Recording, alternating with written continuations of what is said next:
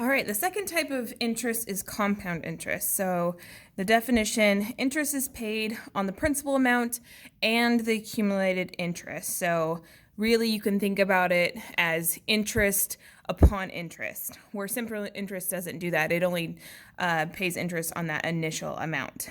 So we have two formulas here, and they're basically saying the same thing.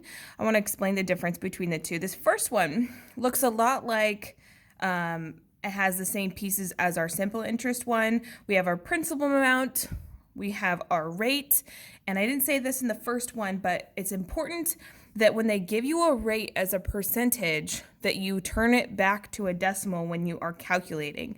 So if it was 10% interest, you move the decimal place over twice to the left, and then you put it in as 0.1, okay?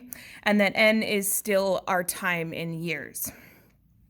This second one over here is specifically for word problems that talk about interest multiple times throughout a year.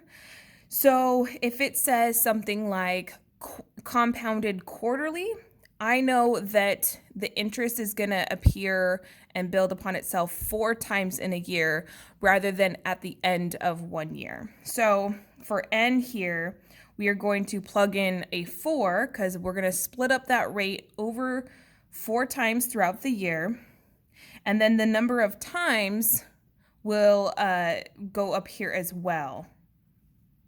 Hope that makes sense. So principal, we have our rate, we have our broken up time depending on what they're asking for, and then we have our number of years or number of times something is compounded.